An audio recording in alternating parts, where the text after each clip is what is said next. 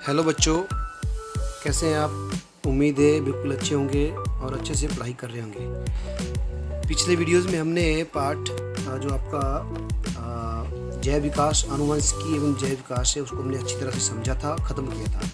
आज हम इस चैप्टर के अभ्यास के प्रश्न उत्तर करेंगे।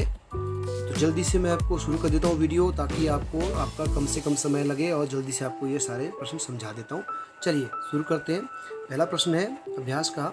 मेंडल के एक प्रयोग में लंबे मटर के पौधे जिसके बैंगनी रंग के फूल थे उनका संकरण दोनों पौधों से कराया जिसके सफ़ेद रंग के फूल थे। ठीक है, तो इसकी जो संतति जो बच्चे उत्पन्न हुए हैं वो सभी पौधों पुष्प बैंगनी रंग के थे, परंतु उनमें से लगभग आधे से पौधे बौने थे। तो इससे कहा जा सकता है कि लंबे जनक पौधों के आनुवंशिकी रचना थी। कौन सी थी? Capital T small capital W या capital T small W, capital T small W capital W या कैपिटल टी कैपिटल डब्ल्यू। तो वो थी आपकी C, capital T small T capital W, क्योंकि उसमें स्मॉल एक पौधा बड़ा था लेकिन पुष्प कैसे थे? पुष्प थे उनके बैंगनी। ठीक है, चलिए प्रश्न नंबर 2 की तरफ। समजात अंगों का उदाहरण है हमारा हाथ तथा कुत्ते के अग्रपाद। अब समजात अंग क्या है मैंने आपको बता दिए थे। जो कार्य जो है क्या करते हैं, एक समान करते हैं लेकिन उनकी संरचना जो है अलग अलग होती है। तो हमारा हाथ तथा कुत्ते के अग्रपाद, हमारे दांत तथा हाथी के दांत, आलू एवं घास के ऊपर भुस्तारी और उपसभी, तो ये सभी जो होंगे समजात अंग होंगे। ये संरचना के आधार पर तो समान होंगे लेकिन इनके कार्य क्या हैं, सबके अलग अलग होते हैं। तो समजात अंग होते हैं जो संरचना के आधार पर सेम होते हैं पर कार्य अलग अलग होते हैं। चलिए प्रश्न नंबर 3 की तरफ बढ़ते हैं। तो विकासीय दृष्टिकोण से हमारी किस से अधिक समानता है? नंबर 1, चीन के विद्यार्थी से, चिंपैंजी से, मकड़ी से या जीवाणु से? विकासीय दृष्टिकोण से।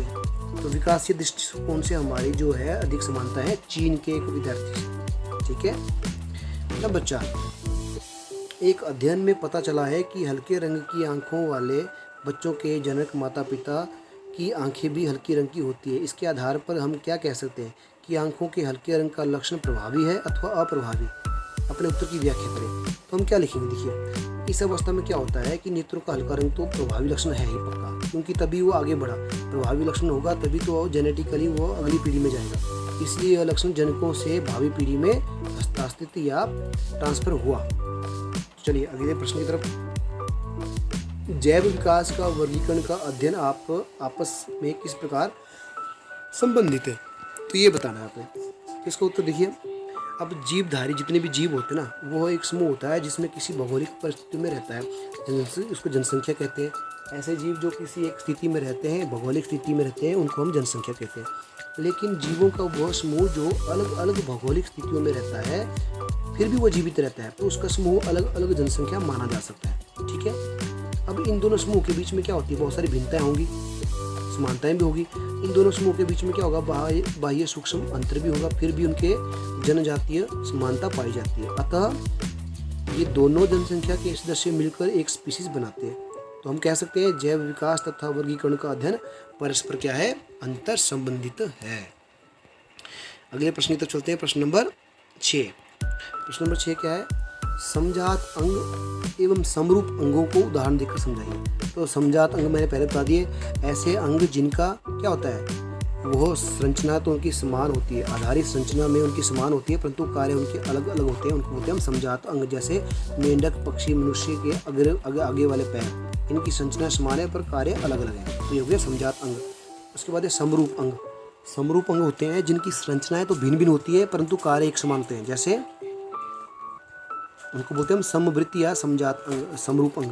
जैसे कीट और पक्षी के पंखों की भिन्नता संरचना होती है, यानी कीट के जो पंख होते हैं वो अलग बनते हैं और पक्षी के पंख होते हैं वो अलग प्रक्रिया द्वारा या उनकी संरचना अलग होती है, परंतु दोनों के ही कार्य एक समान होते हैं।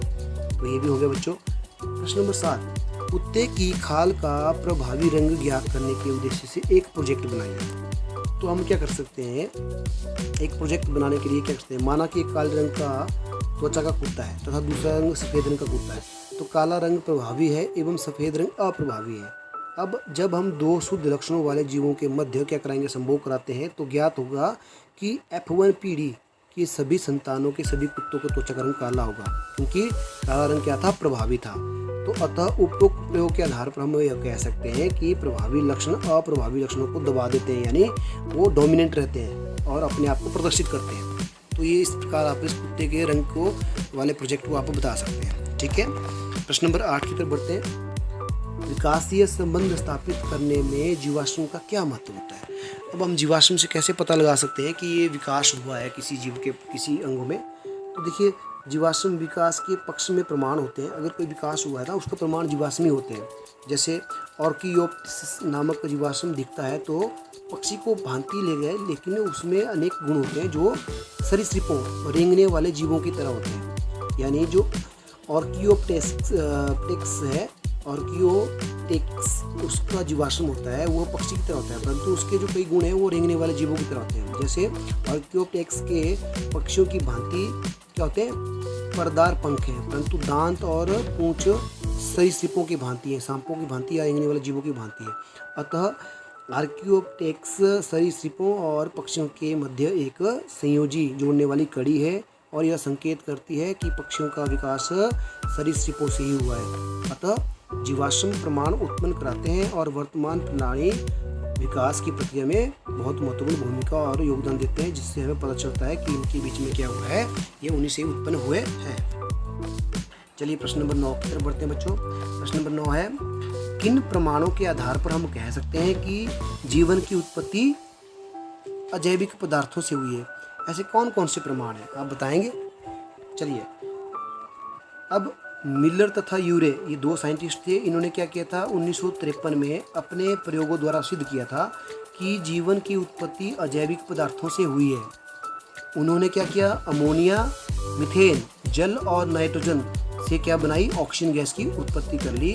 और ऑक्सीजन की उपस्थिति में उन्होंने अमोनिया, मीथेन, जल तथा नाइट्रोजन से ऑक्सीजन की उपस्थिति में सरल कार्बनिक पदार्थों जैसे अमीनो अम्लों का निर्माण किया था। ठीक है, तो मिलर और यूरे ने क्या किया था कि इन्होंने अमोनिया, मीथेन और जल, नाइट्रोजन जैसे अकार्बनिक पदार्थों से, अजैविक पदार्थों से ऑक्सीजन की उपस्थिति में कार्बनिक पदार्थों का निर्माण जैसे अमीनो अम्लों का निर्माण किया था। तो अमीनो अम्ल में प्रोटीन का निर्माण होता है और प्रोटीन ही हमारे जीवन का आधार है। तो इस प्रकार जो है उन्होंने यह प्रमाण दिया कि जीवन की उत्पत्ति अजैविक पदार्थों से हुई है। चलिए प्रश्न नंबर 10 की तरफ चलते हैं। अलैंगिक जनन की अपेक्षा लैंगिक जनन द्वारा उत्पन्न विभिन्नताएं अधिक स्थायी होती हैं।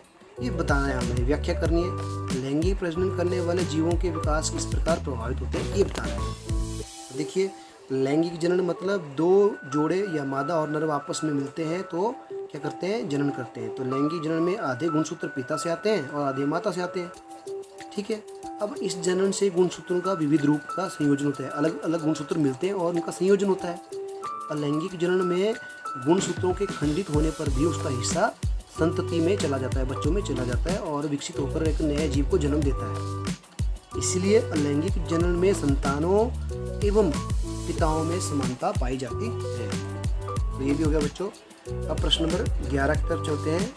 प्रश्न नंबर 11 है, संतति में नर एवं मादा जनकों द्वारा आनुवंशिक योगदान में बराबर की भागीदारी किस प्रकार सुनिश्चित होती है। तो इसका उत्तर है, देखिए, लैंगिक प्रजनन के समय समजात गुणसूत्र अलग अलग हो जाते हैं। ठीक है, जब लैंगिक जनन होता है तो समजात गुणसूत्र अलग अलग हो जाते हैं और प्रत्येक युग में एक समजात गुणसूत्र आ जाता है। इसलिए लैंगिक जनन में नर तथा मादा दोनों ही युग्मक भाग लेते हैं और आनुवंशिक को सुनिश्चित करते हैं। चलिए इस चैप्टर के अंतिम प्रश्न पर चलते हैं। प्रश्न नंबर 12, आपका क्वेश्चन 12 है। ये देखिए क्या है, केवल वे भिन्नताएं जो किसी एकल जीव या व्यष्टि के लिए उपयोगी होती हैं, समष्टि जो ग्रुप ऑफ पीपल्स, यानी व्यष्टि क्या होता है, एक सिंगल जीव, समष्टि होती है बहुत सारे जीवों का समूह, तो समष्टि में अपना अस्तित्व बनाए रखती है। क्या आप इस कथन को सहमत हैं? अगर हैं तो क्यों और कैसे? अगर नहीं है तो क्यों नहीं और कैसे? इसका उत्तर क्या होगा? देखिए, लैंगिक जनन में तो हम क्या करते हैं, सिर्फ वही भिन्नताएं आती हैं जो भौतिक दशा को सहन करने के सहायक होती है। अब किसी एक जीव में, एक व्यष्टि में यह उपयोगी तो हो सकती हैं, परंतु विभिन्नताएं बदली हुई भौतिक दशा को सहन करने में सहायक नहीं होती, इसलिए वे जीव समष्टि में जीवित नहीं रह सकते। तो किसी इंडिविजुअल डेवलपमेंट को आप बोलें कि वो उसमें अंदर गुण डेवलपमेंट हुआ है, क्या वह समूह में दूसरे जीवों के साथ रह सकता है? तो ये ज़रूरी नहीं है, क्योंकि वह उसकी अकेली अपने डेवलपमेंट के लिए, अपने विकास के लिए उत्पन्न हुई है। तो उसको समूह में या समष्टि में रहने के लिए और भी आवश्यकता होती है, और भी विकास की। तो इस प्रकार वो जीवित नहीं रह सकता। तो बच्चों, इस प्रकार इस चैप्टर के सभी हमने 12 के 12 अभ्यास के प्रश्न उत्तर भी किए और मैंने आपको समझा दिए, और उम्मीद है आप बच्चों को अच्छी तरह ये समझ आए होंगे। तो अब इसी के साथ हम इस वीडियो को यहीं ख़त्म करते हैं, और इसी के साथ हमने चैप्टर आपका ये वाला चैप्टर भी ख़त्म किया हमने, आनुवांशिकता एवं जैव विकास। तो मिलते हैं बच्चों अगले चैप्टर के साथ अगले वीडियो में। तब तक के लिए अपना ध्यान रखिए, सुरक्षित रहिए और अपने आप पढ़ते रहिए।